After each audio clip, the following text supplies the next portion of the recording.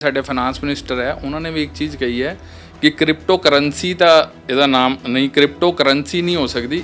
ਜਿੰਨੇ ਵੀ ਐਸੈਟ ਹੋਣਗੇ ਇਹ ਕ੍ਰਿਪਟੋ ਐਸੈਟਸ ਹੀ ਹੈ।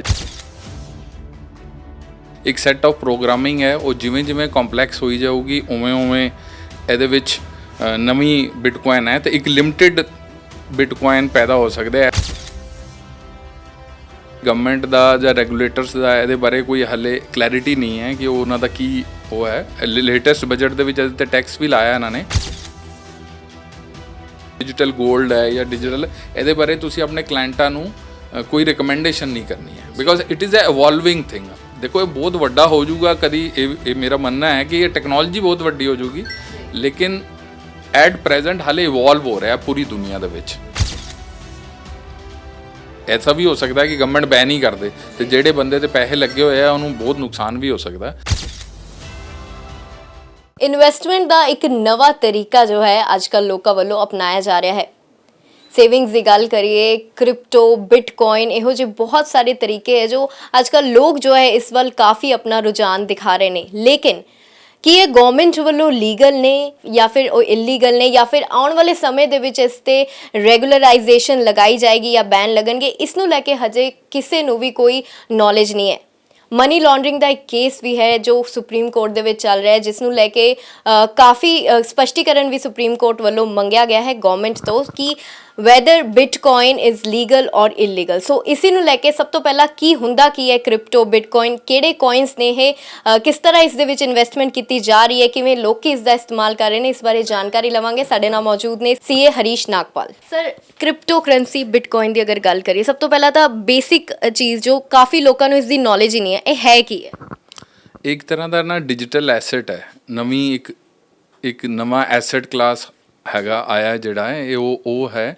ਇਹਦੇ 'ਚ ਕੀ ਹੈ, ਇੱਕ ਮੈਥਮੈਟੀਕਲ ਫਾਰਮੂਲਾ ਹੈ। ਉਸ ਹਿਸਾਬ ਨਾਲ ਜਿਵੇਂ ਲੋਕ ਵਰਡ ਯੂਜ਼ ਕਰਦੇ ਆ, ਮਾਈਨਿੰਗ ਕਰਦੇ ਆ, ਮਾਈਨਿੰਗ ਕੁਛ ਨਹੀਂ ਹੈ, ਇੱਕ ਸੈਟ ਆਫ ਪ੍ਰੋਗਰਾਮਿੰਗ ਹੈ। ਉਹ ਜਿਵੇਂ ਜਿਵੇਂ ਕੰਪਲੈਕਸ ਹੋਈ ਜਾਊਗੀ ਉਵੇਂ ਉਵੇਂ ਇਹਦੇ ਵਿੱਚ ਨਵੀਂ ਬਿਟਕੋਇਨ ਹੈ ਤੇ ਇੱਕ ਲਿਮਟਿਡ ਬਿਟਕੋਇਨ ਪੈਦਾ ਹੋ ਸਕਦਾ ਹੈ। ਐਸਾ ਨਹੀਂ ਹੈ ਕਿ ਅਨਲਿਮਟਿਡ ਹੋਵੇ, ਪਰ ਇਸ ਟਾਈਮ ਹਾਲੇ ਗਵਰਨਮੈਂਟ ਦਾ ਜਾਂ ਰੈਗੂਲੇਟਰਸ ਦਾ ਇਹਦੇ ਬਾਰੇ ਕੋਈ ਹਾਲੇ ਕਲੈਰਿਟੀ ਨਹੀਂ ਹੈ ਕਿ ਉਹਨਾਂ ਦਾ ਕੀ ਉਹ ਹੈ। ਲੇਟੈਸਟ ਬਜਟ ਦੇ ਵਿੱਚ ਇਹਦੇ 'ਤੇ ਟੈਕਸ ਵੀ ਲਾਇਆ ਇਹਨਾਂ ਨੇ। ਚਲੋ ਉਹ ਤਾਂ ਲੀਗਲ ਹੈ, ਉਹਦੇ 'ਚ ਤਾਂ ਮਤਲਬ ਆਪਾਂ ਨੂੰ ਸਿਰਫ ਬਹਿਸ ਵੀ ਨਹੀਂ ਕਰਨੀ ਚਾਹੀਦੀ, ਕਿਉਂਕਿ ਇਨਕਮ ਟੈਕਸ ਲਾਅ ਦੇ ਵਿੱਚ ਆਪਾਂ it is legal to even tax illegal income. ਅਗਰ ਇਲੀਗਲ ਹੈ ਕੋਈ ਚੀਜ਼ ਤੇ ਉਹਦੇ 'ਤੇ ਵੀ ਟੈਕਸ ਲੱਗ ਗਿਆ ਤੇ ਉਹਦੇ 'ਤੇ ਤਾਂ ਕੋਈ ਬਹਿਸ ਹੀ ਨਹੀਂ ਹੈ, ਉਹ ਤਾਂ ਆਪਾਂ ਲਾਈ ਸਕਦੇ ਹਾਂ। ਅਦਰਵਾਈਜ਼ ਅਗਰ ਤੁਸੀਂ ਬਿਟਕੋਇਨ ਨੂੰ ਹੋਰ ਅਗਰ ਦੇਤਾ, ਦੇਰ ਇਜ਼ ਅ ਟੈਕਨੋਲੋਜੀ, ਇਹਦਾ ਨਾਮ ਹੈ ਬਲੌਕਚੇਨ ਜਿਹਨੂੰ ਕਹਿੰਦੇ ਆ। ਉਸ ਬਲੌਕਚੇਨ ਟੈਕਨੋਲੋਜੀ ਦੇ ਮਤਲਬ ਉੱਥੋਂ ਹੀ ਇਹ ਵੇਰੀਅਸ ਜਿਵੇਂ ਆ ਡਿਜੀਟਲ ਐਸੈਟਸ ਪੈਦਾ ਹੋਏ ਹੈ ਤੇ ਉਹਦੇ ਵਿੱਚ ਇੱਕ ਉਹਦੇ 'ਚੋਂ ਇੱਕ ਐਸੈਟ ਦਾ ਨਾਮ ਬਿਟਕੋਇਨ ਹੈ, ਸਭ ਤੋਂ ਪੋਪੂਲਰ ਹੈ, ਇਸ ਲਈ ਜ਼ਿਆਦਾ ਚਰਚਾ 'ਚ ਹੈ। ਇਹੋ ਜਿਹੇ ਬਹੁਤ ਸਾਰੇ ਹੋਰ ਕ੍ਰਿਪਟੋ ਐਸੈਟਸ ਜੋ ਹੈ। ਤਾਂ ਹੁਣ ਜਿਵੇਂ ਸਾਡੇ ਫਾਈਨਾਂਸ ਮਿਨਿਸਟਰ ਹੈ ਉਹਨਾਂ ਨੇ ਵੀ ਇੱਕ ਚੀਜ਼ ਕਹੀ ਹੈ ਕਿ ਕ੍ਰਿਪਟੋ ਕਰੰਸੀ ਦਾ ਇਹਦਾ ਨਾਮ ਨਹੀਂ, ਕ੍ਰਿਪਟੋ ਕਰੰਸੀ ਨਹੀਂ ਹੋ ਸਕਦੀ। ਜਿੰਨੇ ਵੀ ਐਸੈਟ ਹੋਣਗੇ ਇਹ ਕ੍ਰਿਪਟੋ ਐਸੈਟਸ ਹੀ ਹੈ। ਜਿਹੜਾ ਬਿੱਲ ਵੀ ਪਾਸ ਹੋ ਰਿਹਾ ਹੁਣ ਉਹ ਕ੍ਰਿਪਟੋ ਯਾਨੀ ਕਰੰਸੀ ਤੇ ਨਹੀਂ ਹੈ, ਉਹਦਾ ਮੇਰੇ ਖਿਆਲ ਹੁਣ ਨਾਮ ਚੇਂਜ ਕਰਕੇ ਕ੍ਰਿਪਟੋ ਐਸੈਟਸ ਕਰ ਦੇਣਗੇ ਹੁਣ ਇਹਦਾ, ਜੋ ਲੇਟੈਸਟ ਹੁਣ ਆਇਆ। ਤੇ ਇਹ ਜਿਹੜਾ ਨਵਾਂ ਹੁਣ ਜਿਹੜਾ ਸੁਪਰੀਮ ਕੋਰਟ ਦੇ ਵਿੱਚ ਜਜਮੈਂਟ ਆ ਜਿਹੜੀ ਆ ਰਹੀ, ਜਿਵੇਂ ਹੁਣ ਲੇਟੈਸਟ ਜਿਹੜੀ ਹੈ ਚਰਚਾ 'ਚ ਹੈ, ਉਹ ਮਿਸਟਰ ਭਰਦਵਾਜ ਦਾ ਕੇਸ ਹੈ। ਪਰ ਉੱਥੇ ਜਸਟਿਸ ਚੰਦਰਚੂੜ ਅਤੇ ਇੱਕ ਜਸਟਿਸ ਸੂਰਿਆਕਾਂਤ, ਉਹਨਾਂ ਨੇ ਆਪਣੇ ਅਟੋਰਨੀ ਜਨਰਲ ਨੂੰ ਪੁੱਛਿਆ ਹੈਗਾ ਕਿ ਇਹ ਤੁਸੀਂ ਜਿਹੜਾ ਇਹ ਤੁਹਾਡਾ ਇਹਦੇ ਦੇ ਬਾਰੇ ਕੀ ਹੈ, ਗਵਰਨਮੈਂਟ ਦਾ ਕੀ ਹੈ, ਕਿ whether it is this crypto ਜਿਹੜੀ ਹੈ ਇਹਨੂੰ ਤੁਸੀਂ ਤੁਹਾਡਾ ਕੀ ਇਹਦੇ 'ਤੇ ਵਿਊ ਹੈ, ਯਾਨੀ ਇਹਦੇ 'ਤੇ ਗਵਰਨਮੈਂਟ ਦਾ ਕੀ ਟੇਕ ਹੈ ਇਹਦੇ 'ਤੇ। ਕਿਉਂਕਿ ਉਹਨਾਂ ਨੇ ਜਦੋਂ ਉਹਨਾਂ ਦੇ ਲਾਇਰ ਨੇ ਕਿਹਾ ਕਿ ਹੁਣੇ ਟੈਕਸ ਵੀ ਹੈ ਲੱਗਿਆ ਤੇ ਉਸ 'ਤੇ, ਉਹਨਾਂ ਨੇ ਮਤਲਬ ਤੇ ਕਲੈਰਿਟੀ ਮੰਗੀ ਹੈ ਗਵਰਨਮੈਂਟ ਤੋਂ, ਔਰ ਗਵਰਨਮੈਂਟ ਨੇ ਵੀ ਕਿਹਾ ਅਸੀਂ ਇਹਨੂੰ ਅਗਲੀ ਡੇਟ ਦੇ ਉੱਤੇ ਇਹਦੇ 'ਤੇ ਕਲੀਅਰ ਕਰ ਦਾਂਗੇ ਅਸੀਂ। ਗਵਰਨਮੈਂਟ ਤੋਂ ਸਪਸ਼ਟੀਕਰਨ ਜੋ ਮੰਗਿਆ ਹੈ ਸੁਪਰੀਮ ਕੋਰਟ ਨੇ, ਗਵਰਨਮੈਂਟ ਇਸ ਨੂੰ ਲੈ ਕੇ ਅਨਕਲੀਅਰ ਕਿਉਂ ਲੱਗ ਰਹੀ ਹੈ? ਗਵਰਨਮੈਂਟ ਕਦੋਂ ਇਸ ਚੀਜ਼ ਨੂੰ ਲੀਗਲ ਜਾਂ ਇਲੀਗਲ ਕਰੇਗੀ? ਹਾਲੇ ਕੀ ਹੈ ਕਿ ਪੂਰੀ ਵਰਲਡ ਦੇ ਵਿੱਚ ਇਵੋਲਵ ਹੋ ਰਿਹਾ ਹੈ। ਦੇਰ ਆਰ ਮੈਨੀ ਕੰਟਰੀਜ਼ ਜਿੱਥੇ ਬੈਂਡ ਹੀ ਹੈ, ਟੋਟਲੀ ਬੈਂਡ ਹੈ, ਜਿਵੇਂ ਚਾਈਨਾ, ਇਜਿਪਟ 'ਚ ਬਿਲਕੁਲ ਬੈਂਡ ਹੈ। ਦੈਨ ਦੇਰ ਆਰ ਕੰਟਰੀਜ਼ ਜਿੱਥੇ ਇਹਨੂੰ ਮੰਨਿਆ ਗਿਆ ਹੈ। ਲੇਕਿਨ ਹੁਣ ਅਗਰ ਤੁਸੀਂ US 'ਚ ਦੇਖੋ, ਆਸਟ੍ਰੇਲੀਆ 'ਚ ਦੇਖੋ, ਸਭ ਇਹਨੂੰ ਕ੍ਰਿਪਟੋ ਐਸੈਟ ਮੰਨ ਰਿਹਾ। ਕਰੰਸੀ ਤਾਂ ਕੋਈ ਵੀ ਗਵਰਨਮੈਂਟ, ਜਿਵੇਂ RBI ਨੇ 2018 'ਚ ਬੈਨ ਲਾਇਆ ਸੀ, 2020 ਦੇ ਵਿੱਚ ਸੁਪਰੀਮ ਕੋਰਟ ਨੇ ਉਹਨੂੰ ਵੀ ਕਿਹਾ ਬਈ ਇਹਨੂੰ ਉਹਨਾਂ ਨੇ ਲਿਫਟ ਕਰ ਲਿਆ, ਮਤਲਬ ਬੈਨ ਨੂੰ ਲਿਫਟ ਕੀਤਾ, ਬਟ ਓਨਲੀ ਕੀ ਚੀਜ਼ ਦੇ ਉੱਤੇ ਵੀ ਤੁਸੀਂ ਡੀਲ ਕਰ ਸਕਦੇ ਹੋ ਉਹ। ਪਰ ਅੱਜ ਵੀ ਕੋਈ ਵੀ ਵਰਲਡ ਦਾ ਜਿਹੜਾ ਵੀ ਸੈਂਟਰਲ ਬੈਂਕਰ ਹੈ ਉਹ ਕੰਫਰਟੇਬਲ ਨਹੀਂ ਹੈ, ਬਿਕੋਜ਼ ਇਹਦੀ ਕੋਈ ਬੈਕਿੰਗ ਨਹੀਂ ਹੈ ਹਾਲੇ ਇਹਦੀ। ਦਿਸ ਇਜ਼ ਅ ਅਨਰੈਗੂਲੇਟਿਡ, ਹਾਲੇ ਇਵੋਲਵ ਹੋ ਰਹੀਆਂ ਚੀਜ਼ਾਂ, ਨਵੀਆਂ ਚੀਜ਼ਾਂ, ਉਹਨਾਂ ਨੂੰ ਟਾਈਮ ਲੱਗਦਾ ਹੈ। ਜਿਵੇਂ ਤੁਸੀਂ ਸੋਚੋ 1990 'ਚ ਇੰਟਰਨੈਟ ਸੀਗਾ, ਇਹ ਟੈਕਨੋਲੋਜੀ ਬਹੁਤ ਜ਼ਿਆਦਾ ਯੂਜ਼ 'ਚ ਹੋ ਰਹੀ ਹੈ। ਬਲੌਕਚੇਨ ਹੈ, ਜਿਵੇਂ ਹੁਣ ਸਾਡੇ ਇੱਥੇ ਬਹੁਤ ਸਾਰੇ ਬੈਂਕਸ ਵੀ ਯੂਜ਼ ਕਰਨ ਲੱਗ ਜਾਣਗੇ, ਕਾਰਪੋਰੇਟ ਕਰਨਗੇ, ਲੇਕਿਨ ਐਜ਼ ਏ ਕੋਈ ਵੀ ਸੈਂਟਰਲ ਬੈਂਕਰ ਇਹਨੂੰ ਅੱਛਾ ਨਹੀਂ ਮੰਨੂਗਾ। ਈਵਨ ਸਾਡਾ ਦੂਸਰਾ ਰੈਗੂਲੇਟਰ ਸੈਬੀ ਹੈ, ਸੈਬੀ ਨੇ ਆਪਣੇ ਜਿਹੜੇ ਸੈਬੀ ਰਜਿਸਟਰਡ ਇਨਵੈਸਟਮੈਂਟ ਐਡਵਾਈਜ਼ਰਸ ਹੈ ਉਹਨਾਂ ਨੂੰ ਮਨਾ ਕੀਤਾ ਵੀ ਤੁਸੀਂ ਇਹਦੇ ਬਾਰੇ ਕੋਈ ਸੁਜੈਸ਼ਨ, ਰੈਦਰ ਕਿਸੇ ਵੀ ਡਿਜੀਟਲ ਐਸੈਟ ਬਾਰੇ, ਜਿਵੇਂ ਡਿਜੀਟਲ ਗੋਲਡ ਹੈ ਜਾਂ ਡਿਜੀਟਲ, ਇਹਦੇ ਬਾਰੇ ਤੁਸੀਂ ਆਪਣੇ ਕਲਾਇੰਟਾਂ ਨੂੰ ਕੋਈ ਰਿਕਮੈਂਡੇਸ਼ਨ ਨਹੀਂ ਕਰਨੀ ਹੈ, because it is a evolving thing. ਦੇਖੋ ਇਹ ਬਹੁਤ ਵੱਡਾ ਹੋ ਜਾਊਗਾ ਕਦੀ, ਇਹ ਮੇਰਾ ਮੰਨਣਾ ਹੈ ਕਿ ਇਹ ਟੈਕਨੋਲੋਜੀ ਬਹੁਤ ਵੱਡੀ ਹੋ ਜਾਊਗੀ, ਲੇਕਿਨ ਐਟ ਪ੍ਰੈਜ਼ੈਂਟ ਹਾਲੇ ਇਵੋਲਵ ਹੋ ਰਿਹਾ ਪੂਰੀ ਦੁਨੀਆ ਦੇ ਵਿੱਚ।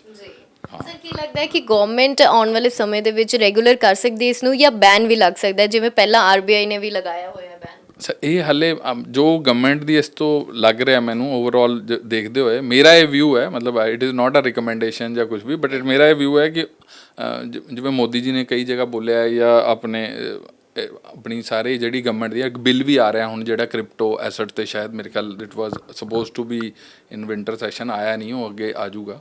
ਅਤੇ ਮੈਨੂੰ ਲੱਗਦਾ ਕਿ ਰੈਗੂਲੇਟਿਡ, ਸ਼ਾਇਦ ਰੈਗੂਲੇਟ ਹੋ ਜਾਏ, ਇੱਕਦਮ ਪੂਰਾ ਬੈਨ ਤਾਂ ਨਹੀਂ ਕਰਨਗੇ, ਕਿਉਂਕਿ ਗਵਰਨਮੈਂਟ ਆਪਣਾ ਹੀ ਕ੍ਰਿਪਟੋ ਕਰੰਸੀ ਲਿਆਉਣ ਦੀ ਸੋਚ ਰਿਹਾ ਹੈ। ਯਾਨੀ ਆਰਬੀਆਈ ਨੇ ਐਤਕੀ ਬਜਟ ਵਿੱਚ ਉਹਨਾਂ ਨੇ ਕਿਹਾ ਹੀ ਹੈ ਕਿ ਅਸੀਂ ਆਪਣਾ ਡਿਜੀਟਲ ਕਰੰਸੀ ਲਿਆਵਾਂਗੇ, ਅਤੇ that will be there. But ਮੈਨੂੰ ਇਹ ਕੋਈ, ਮੇਰਾ ਇਹ ਮੰਨਣਾ ਵੀ ਹੈ ਕਿ ਰੈਗੂਲੇਟ ਹੀ ਕਰਨਾ ਚਾਹੀਦਾ, ਨਵੀਂ ਚੀਜ਼ ਨੂੰ ਪ੍ਰੋਤਸਾਹਨ ਦੇਣਾ ਚਾਹੀਦਾ, ਬਟ ਇਹਨੂੰ ਪੂਰਾ ਰੈਗੂਲੇਟ ਕਰ ਲੈਣ, ਬਿਕੋਜ਼ ਇਹਦੇ ਥਰੂ ਨਾ ਬਹੁਤ ਸਾਰੀ ਗੜਬੜੀਆਂ ਵੀ ਬਹੁਤ ਹੋ ਰਹੀਆਂ, ਜਿਵੇਂ ਪ੍ਰੀਵੈਂਸ਼ਨ ਆਫ ਮਨੀ ਲਾਂਡਰਿੰਗ ਹੈ, ਅੱਜ ਕੱਲ੍ਹ ਲੋਕੀ ਨਵੇਂ ਤਰੀਕੇ ਆ ਗਏ, ਰਿਸ਼ਵਤ ਵੀ ਇਹਦੇ ਥਰੂ, ਤਦੀ ਗਵਰਨਮੈਂਟ ਪਰੇਸ਼ਾਨ ਹੈ। ਲੋਕਾਂ ਨੂੰ ਹਲੇ ਇਹਦੀ ਪੂਰੀ ਸਮਝ ਵੀ ਨਹੀਂ ਹੈ। ਜਦ ਤੱਕ ਕਿਸੇ ਚੀਜ਼ ਦੀ ਪੂਰੀ ਸਮਝ ਨਾ ਹੋਵੇ ਨਾ, ਤਾਂ ਉਹਦੇ ਵਿੱਚ ਵੈਂਚਰ ਨਹੀਂ ਕਰਨਾ ਚਾਹੀਦਾ। ਹੁਣ ਇੱਕਦਮ ਬਾਈ ਚਾਂਸ ਐਸਾ ਵੀ ਹੋ ਸਕਦਾ ਕਿ ਗਵਰਨਮੈਂਟ ਬੈਨ ਹੀ ਕਰਦੇ, ਅਤੇ ਜਿਹੜੇ ਬੰਦੇ 'ਤੇ ਪੈਸੇ ਲੱਗੇ ਹੋਏ ਆ ਉਹਨੂੰ ਬਹੁਤ ਨੁਕਸਾਨ ਵੀ ਹੋ ਸਕਦਾ। ਅਤੇ ਇਹਨੂੰ ਇਹ ਕਦੀ ਵੀ ਇਸ ਟਾਈਮ ਬਹੁਤ ਵੱਡਾ ਤਾਂ ਇਹਦੇ ਵਿੱਚ ਐਕਸਪੋਜ਼ਰ ਹਾਲੇ ਮਤਲਬ ਸੋਚਣਾ ਵੀ ਨਹੀਂ ਚਾਹੀਦਾ। ਜਦ ਇਹ ਰੈਗੂਲੇਟ ਹੋ ਜਾਊਗਾ, ਜਿਹੜੀ ਚੀਜ਼ ਰੈਗੂਲੇਟ ਹੋ ਜਾਂਦੀ ਹੈ ਓਵਰ ਅ ਪੀਰੀਅਡ, ਉਹਦੇ 'ਚ ਹੀ ਕੰਮ ਕਰਨਾ ਚਾਹੀਦਾ, ਮੇਰਾ ਜੋ ਮੰਨਣਾ ਹੈ ਐਸਾ। ਜੀ ਸਰ, ਜੇਕਰ ਗੱਲ ਕਰੀਏ, ਜਿਵੇਂ ਤੁਸੀਂ ਕਿਹਾ ਕੇਸਿਸ ਆ ਰਹੇ, ਜਿਵੇਂ ਆਲਰੇਡੀ ਕੇਸ ਚੱਲ ਰਿਹਾ ਹੈ ਸੁਪਰੀਮ ਕੋਰਟ ਦੇ ਵਿੱਚ, ਸੋ ਇਸ ਦਾ ਇਲਾਜ ਕਹਿ ਲਈਏ, ਇਸ ਦਾ ਕਿਸ ਤਰ੍ਹਾਂ ਜੋ ਹੈ ਰੈਮੇਡੀ ਹੋਏਗੀ ਕਿ ਇਹੋ ਜਿਹੀ ਚੀਜ਼ਾਂ ਤੋਂ ਬਚਿਆ ਜਾ ਸਕਦਾ ਹੈ? ਗਵਰਨਮੈਂਟ ਕੀ ਕਰ ਸਕਦੀ ਹੈ ਇਸ ਦੇ ਉੱਤੇ? ਸਰ ਉਹਦੇ 'ਚ ਕੀ ਹੈ ਕਿ ਹੁਣ ਪਹਿਲੀ ਗੱਲ ਹੈ ਕਿ ਤੁਸੀਂ ਲੈਜੀਮੇਟਡ ਮੈਥਡ ਨਾਲ ਜੋ ਕਰ ਰਹੇ ਹੋ ਉਹਦੇ ਵਿੱਚ ਇੰਨਾ ਮੈਨੂੰ ਇਸ਼ੂ ਨਹੀਂ ਲੱਗਦਾ, ਲੇਕਿਨ ਮੋਸਟ ਆਫ ਦਾ ਟਾਈਮ ਲੋਕ ਅਗਰ ਜਿਵੇਂ ਹੁਣ ਆਹ ਸਕੀਮ ਮਿਸਟਰ ਭਰਦਵਾਜ ਦਾ ਹੀ ਕੇਸ ਹੈ, ਇਟ ਇਜ਼ ਮੋਰ ਦੈਨ, ਜਦ ਮੇਰੇ ਖਿਆਲ ਜਦ ਕੇਸ ਸ਼ੁਰੂ ਹੋਇਆ ਸੀ 2000 ਕਰੋੜ ਦਾ ਇਹ ਫਰਾਡ ਸੀਗਾ, ਉਹ ਤਾਂ MLM ਸੀਗਾ। ਉਹਨਾਂ ਨੇ ਅਸੀਂ ਇੱਕ ਕੰਪਨੀ, ਜਾਲੀ ਕੰਪਨੀ ਬਣਾਈ, ਉਹਦੇ ਵਿੱਚ ਉਹਨਾਂ ਨੇ ਕਿਹਾ ਵੀ ਅਸੀਂ ਤੁਹਾਨੂੰ ਬਿਟਕੋਇਨ ਦੀ ਮਾਈਨਿੰਗ ਕਰਾਂਗੇ, ਉਹ ਅੱਜ ਦੀ ਵੈਲਿਊ ਕਾਰਨ ਹੁਣ 20,000 ਕਰੋੜ ਦੇ ਉੱਪਰ ਦਾ ਸਕੈਮ ਹੋ ਚੁੱਕਿਆ। ਇਹ ਚੀਜ਼ਾਂ 'ਚ ਨਾ ਲੋਕ ਲਾਲਚ 'ਚ ਆ ਜਾਂਦੇ ਆ, ਅਤੇ ਲਾਲਚ ਦੇ ਵਿੱਚ ਆ ਕੇ ਕੋਈ ਜਿਹੜੀ ਚੀਜ਼ ਤੁਹਾਨੂੰ ਸਮਝ ਹੀ ਨਹੀਂ ਆ ਰਹੀ ਉਹਦੇ ਵਿੱਚ ਪੈਸੇ ਨਾ ਲਾਓ। ਉਹ ਗਵਰਨਮੈਂਟ ਵੀ ਉਹਦੇ ਲਈ ਹਰ ਜਗ੍ਹਾ ਕਰ ਰਿਹਾ। ਹੁਣ ਤੁਸੀਂ ਦੇਖੋਗੇ ਜਿਹੜੀਆਂ ਵੀ ਵੈਬਸਾਈਟਾਂ ਇਹਨਾਂ 'ਤੇ ਕੰਮ ਕਰ ਰਹੀਆਂ ਬਿਟਕੋਇਨ ਜਾਂ ਉਸ 'ਤੇ, ਉਹਨਾਂ ਨੇ ਵੀ ਹੁਣ ਡਿਸਕਲੇਮਰ ਪਾਉਣੇ ਸ਼ੁਰੂ ਕਰਤੇ ਹੈ, ਉਹ ਸਭ ਕਰਤਾ, but still it is at a nascent stage, ਹਾਲੇ ਸ਼ੁਰੂਆਤ ਕੀਤੀ ਹੈ। ਹੁਣ ਅੱਗੇ ਜਿਵੇਂ ਇਹਦੇ 'ਚ ਕਾਫੀ ਰੈਗੂਲੇਸ਼ਨ 'ਚ ਆ ਜਾਣਗੀਆਂ ਫਿਰ ਨਵੀਆਂ, ਅਤੇ ਇੱਕ ਚੀਜ਼ ਮੈਂ ਤੁਹਾਨੂੰ ਸ਼ੋਰ ਕਰਦਾ ਵੀ ਕ੍ਰਿਪਟੋ ਕਰੰਸੀ ਵਰਡ ਤਾਂ ਮੈਨੂੰ ਨਹੀਂ ਲੱਗਦਾ ਇੰਡੀਆ 'ਚ ਹੋਊਗਾ, it will be crypto assets, ਅਤੇ ਉਹਦੇ ਲਈ ਉਹ ਸਟਾਕ ਐਕਸਚੇਂਜਿਸ 'ਤੇ ਵੀ ਸ਼ਾਇਦ ਫਿਊਚਰ ਦੇ ਵਿੱਚ, ਮਤਲਬ ਫਿਊਚਰ 'ਚ ਹੋ ਸਕਦਾ ਹੈ ਕਿ ਗਵਰਨਮੈਂਟ ਇਹਨੂੰ ਅਲਾਓ ਕਰੇ, ਉਹਦੇ ਟੈਕਸ ਉਹਦੇ 'ਚ ਕੋਈ ਜਿਵੇਂ ਹੁਣ ਵਜ਼ੀਰ ਐਕਸ 'ਤੇ ਹੋ ਹੀ ਰਿਹਾ, ਜਾਂ ਇੱਕ ਦੋ ਹੋਰ ਸਾਈਟਾਂ ਹੈਗੀਆਂ, ਸਾਡਾ ਉਹਨਾਂ ਨਾਲ ਲੈਣਾ ਦੇਣਾ ਕੁਛ ਨਹੀਂ, ਬਟ ਫਿਰ ਵੀ ਮੇਰੇ ਕੋਲ ਪਰਸਨਲੀ ਵੀ ਕੋਈ ਕ੍ਰਿਪਟੋ ਐਸੈਟ, ਯਾਨੀ I don't own any crypto asset, but ਫਿਰ ਵੀ ਮੈਂ ਮਤਲਬ ਗਵਰਨਮੈਂਟ ਵਿਲ ਆਲਸੋ ਟਰਾਈ ਹਾਲੇ, ਕਿਉਂਕਿ ਮੈਂ ਤੁਹਾਨੂੰ ਦੱਸਿਆ ਨਾ ਨੇਸੈਂਟ ਸਟੇਜ 'ਤੇ ਹੈ, ਸ਼ੁਰੂਆਤ ਹੈ, ਇਹ ਬਹੁਤ ਵੱਡਾ ਹੋ ਜਾਊਗਾ ਫਿਰ ਉਵੇਂ ਹੀ ਬਹੁਤ, ਯਾਨੀ ਇਹਦੇ ਨਾਲ ਦੇ ਹੋਰ ਬਹੁਤ ਚੀਜ਼ਾਂ, ਹੁਣ ਮੈਟਾਵਰਸ ਹੈ, ਨਵੀਆਂ ਚੀਜ਼ਾਂ ਬਹੁਤ ਆ ਰਹੀਆਂ, ਅਤੇ ਅਸੀਂ ਇਹ ਨਹੀਂ ਕਹਿ ਸਕਦੇ ਕਿ ਅਸੀਂ ਇਹਦੇ 'ਚ ਕਦੀ ਵੀ ਫਿਊਚਰ 'ਚ ਨਹੀਂ ਹੋਵਾਂਗੇ। ਮਤਲਬ ਬਹੁਤ ਸਾਰੇ ਲੋਕ ਸ਼ਾਇਦ ਇਹਦੇ ਤੋਂ ਇੰਪਰੈਸਡ ਵੀ ਹੈ, ਯੰਗ ਜਨਰੇਸ਼ਨ ਬਹੁਤ ਇਹਦੇ ਨੂੰ ਮਤਲਬ ਇਹਦੇ 'ਚ ਇਨਵੋਲਵਡ ਵੀ ਹੈ, ਇੰਪਰੈਸਡ ਹੈ, ਲੇਕਿਨ ਗਵਰਨਮੈਂਟ ਹੈਜ਼ ਟੂ ਟੇਕ, ਮਤਲਬ ਮੈਨੂੰ ਲੱਗਦਾ ਕਿ ਰੈਗੂਲੇਟ ਕਰ ਲੈਣਗੇ ਅਤੇ ਕਾਫੀ ਠੀਕ ਹੋ ਜਾਊਗਾ। ਲੋਕਾਂ ਦਾ ਬਚਾਅ ਉਹਦੇ ਵਿੱਚ ਹੀ ਹੈ ਕਿ ਅਗਰ ਗਵਰਨਮੈਂਟ ਇਹਨੂੰ ਰੈਗੂਲੇਟ ਕਰ ਲਏ, ਇਲੀਗਲ ਮੈਥਡ ਨਾਲ ਨਾ ਕਰਨ,